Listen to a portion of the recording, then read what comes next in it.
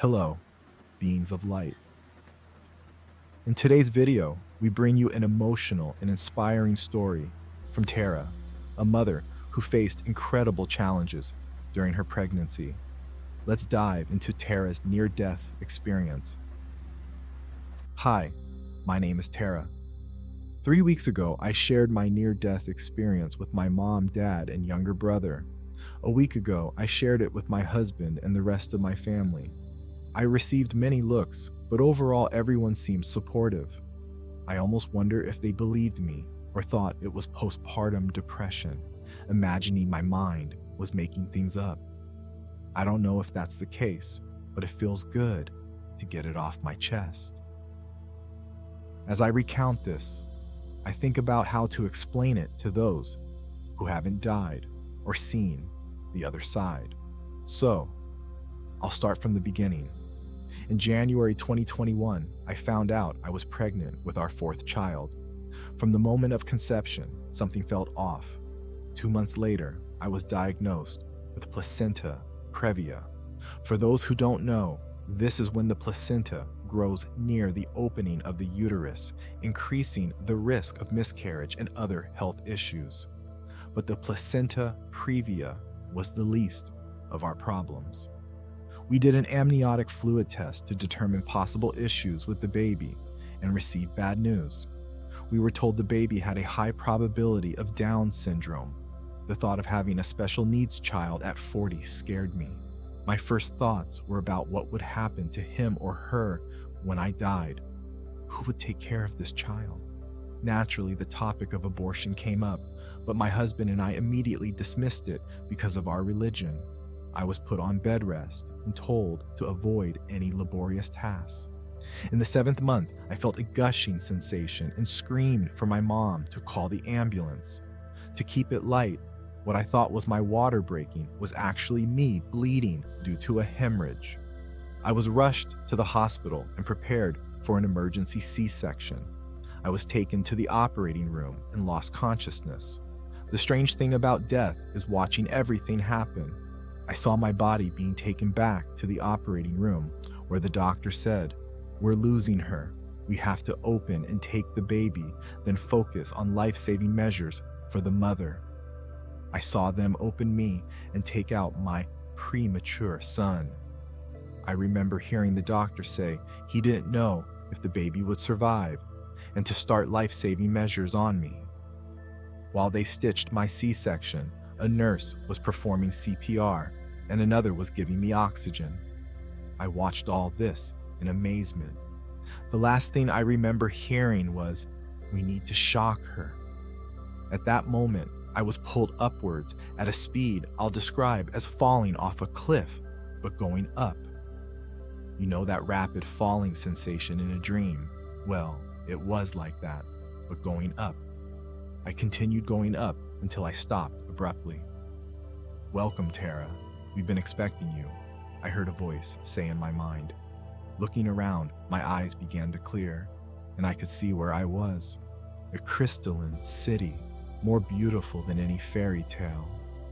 I heard the voice again. "Welcome, Tara.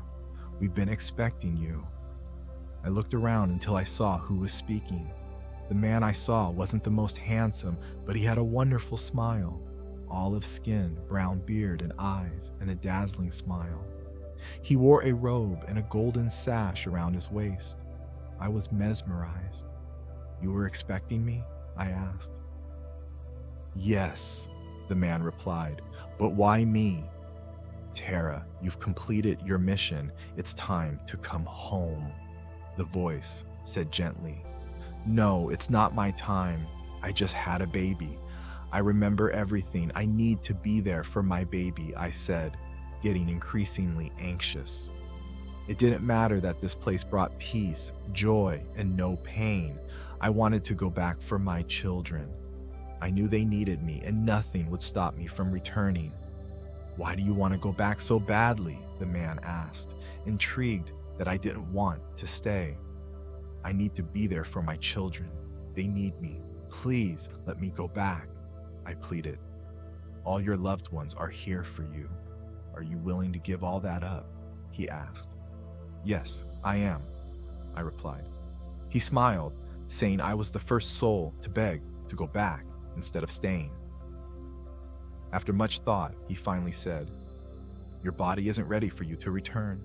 If you go back now, that body will die, and you won't be able to return."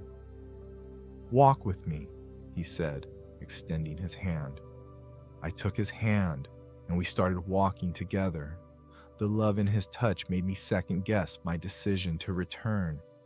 As we walked through the crystalline city, I began to see my life unfold before my eyes.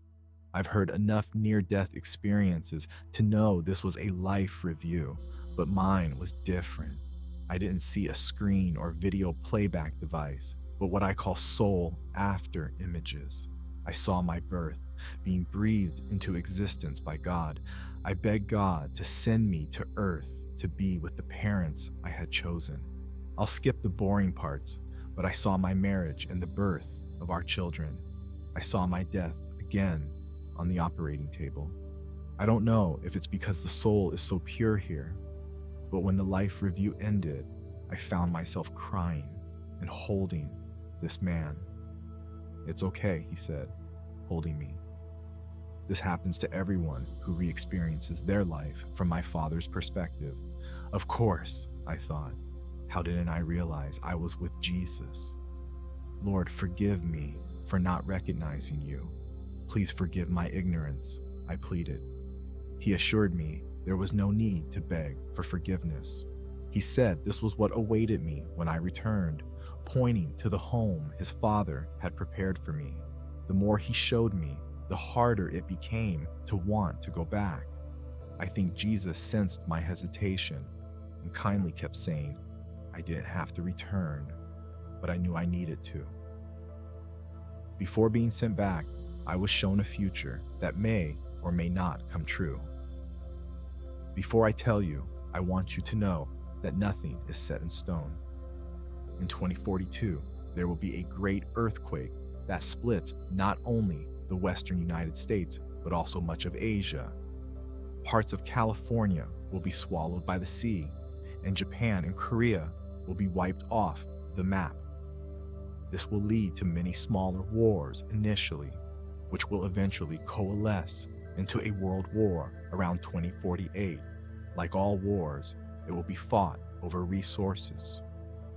The war will end in 2053, but not before the three major superpowers, Russia, China, and the United States, come close to an all-out nuclear war.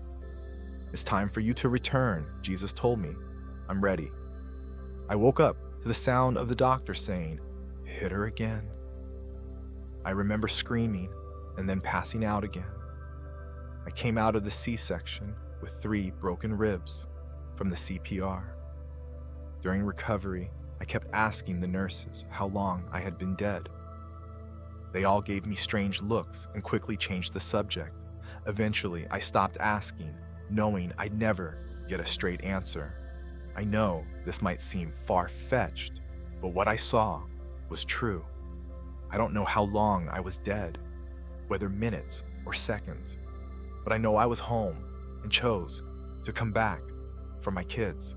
As I said at the beginning, sharing this with my family got me many strange looks, but no one was mean about it. Oh, and before I forget, yes, my son made it. He shows no signs of Down syndrome or any issues from being born almost 2 months early. God is good all the time, even when we don't ask. I hope Tara's story touched you as much as it did me. Her courage in sharing such an intimate and transformative experience helps us have more hope. In the darkest moments, it's amazing how hope and love can guide us back to the light. Remember to cherish every moment with your loved ones, and never underestimate the power of prayer and belief in something greater. May this story inspire us all to seek and recognize the miracles in our own lives. Thank you so much for watching until the end. I'll see you next time.